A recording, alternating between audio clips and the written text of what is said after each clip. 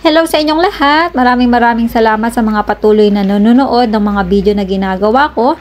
Bali sa video na to ay gusto ko kayong paalalahanan once na kayo ay pupunta dito sa Spain at makakahanap kayo ng trabaho, lalo na kung ito ay stay-in, at sasabihin sa inyo ng inyong employer na pwede nyong kainin ano man ang pagkain na meron doon sa kanila. Huwag kayong mahihiya. Sana ay gawin nyo kung ano yung sinabi, kasi mahirap yung una magiging mahiyain kayo, tapos sa banda-banda ron mahirap na kasi na baguhin, na kung halimbawa katulad ko na sa simula naiya akong kumain ng pagkain nila tapos babaguhin, parang hirap nun. Kaya mas maganda sa simula pa lang ay gawin nyo na kung ano ang sinabi nila, at saka tatandaan nyo once na ang trabaho nyo ay stay-in, included na talaga doon ang pagkain. Kaya dapat kung ano sasabihin na pwede nyo kainin yung prutas, pwede kayong kumain ng pagkain nila doon, at kung ano ang pagkain nila, yun din ang pagkain mo, ganun din ang gagawin mo. Kung sakali lang na talagang hindi sapat yung pagkain na para sa'yo, bumili ka na lang ng pang dagdag mo. At least hindi mo lahat siya gagastusin o magagaling lahat sa bulsa mo. Hindi katulad ng nangyayari sa akin. Bali, sa video na to ay bumibili ako ng pang supply ko kasi araw yan ng Monday, para kakainin ko siya sa loob ng isang linggo. Bali, hindi pa ako bumili dyan ng mga pang-ulam kasi nga, meron akong mga naka-frozen na luto ng ulam. Bali, i-defrost ko na lang yon, tapos ipapainit ko na lang. Kaya, malaki kasi talaga ang matitipid nyo kung sakali na hindi kayo gagastos, lalong-lalo na kapag araw ng trabaho. Kasi napakalaking pera din ang nagagastos sa loob ng isang linggo. Tapos, siyempre, kapag day off mo, ikaw talaga ang gagastos niyan kasi wala ka naman na sa bahay ng amo mo. Kaya ina-advise ko talaga, sana huwag kayong mahihiya, at sana kung ano ang sabihin nila ay gawin nyo. Yun nga lang, papakiramdaman nyo lang din yung amo, at saka huwag lang din maging abusado, na para hindi rin naman madala yung mga amo na kukuha sa atin. At saka, ayan, hindi naman ganun kamahal ang mga bilihin. Kaya lang, sayang din kapag i-convert natin sa pesos. Kasi, syempre, kailangan natin kumain ng mga masustansyang pagkain. Hindi pwede na puro na lang mga karne at mga manok ang ating kakainin.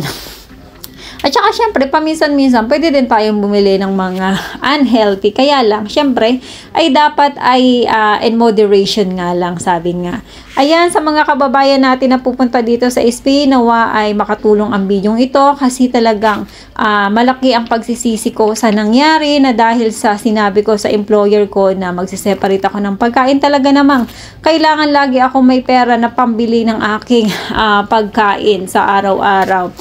Malaki talaga ang pagkakamali ko, kasi kaya ko sinabi na ako ay magsiseparate ng pagkain dahil nga sa madalas kasi sila ay diet, puro mga dahon-dahon, or yung tinatawag dito na salad, yung mga dahon lang, tapos lalagyan ng sibuyas. Tapos ang nakakalungkot pa dun kasi, iisang pakete lang yung ire-ready, lalo na pag dinner. Tapos pakukuhain ka pa, sasabihin sa'yo ng amo mo na kumuha ka na kasi baka maubos nila. Alam mo yung kakapuranggo, tapos tatlo pa kayong maghahati. Kaya sobrang disappoint. Alam mo yung kapag lagi niya sinasabi sa akin yung every night na lang, nabubisit ako. Kasi ano ba naman yan nangalan yung pagkain, tapos kakapuranggot. Kasi syempre, once na maglalagay ka sa plato, parang bulky. Pero, konti lang yun. Alam mo naman tayo mga Pilipino, dahil napagod tayo sa pagtatrabaho, marami talaga tayong makakain. Sila naman kasi, dahil wala naman silang ginagawa, tapos may mga yogurt pa rin din silang kakainin, ay syempre mabubusog na sila. Tayo, pag malaki na kasi talaga tayong kumain, ay talagang kukulangin kapag konti. Kaya sa mga kababayan natin, ayan, isa sanang maging paalala ito sa inyo para hindi kayo matulad sa akin. Kasi sa totoo lang, pag i-convert sa pesos ang nagagastos ko sa araw ng aking pagtatrabaho o sa ginagastos ko sa pagkain kapag may trabaho ako, ay talagang sayang din talaga. Kaya wala na akong choice, kasi nga wala na akong magagawa. Na sabi na, hindi ko naman kasi naklaro na sabihin sa amo ko na pwede po ba na magsiseparate ako ng pagkain, pero pwede bang i-cash nyo na lang yung aking food allowance, ganon. Kaya lang, ewan ko, nasa sa kanila din yan. Kaya Sa mga kababayan natin, advice ko lang, paulit-ulit kong pinapaalala para hindi kayo matulad sa akin. At nawa sana ang mapuntahin yung employer ay yung hindi matipid at hindi rin kuripot or hindi rin talaga masyadong unhealthy na halos napakaunti ng kinakain. Kasi ikaw din ang mahihiya na konti ang kinakain nila tapos ikaw ay madami. Kaya lang mag-iba kasi tayo ng trabaho. Kaya mas madami talaga tayong dapat kainin para may lakas. Ayan, sa mga kababayan natin na pupunta dito sa Spain o kaya naman narito na sa Spain, ay laban lang at pasasaan ba at magiging tagumpay din tayo at makakapag-pundar tayo ng makakapag-adjust tayo, makakapag-ipon tayo, makakapag-pundar tayo ng anumang property sa Pilipinas.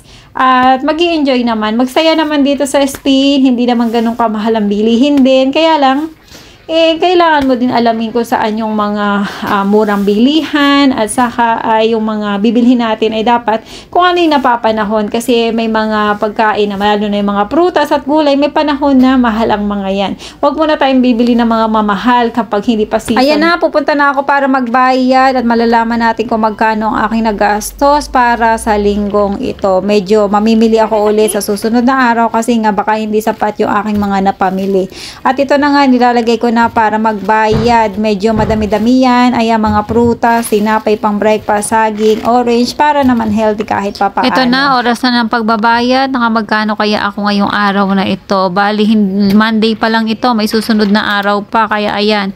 Oh my gosh, nasa 16.89 pala ang binayaran ko. Nasa 1,047 din sa pesos.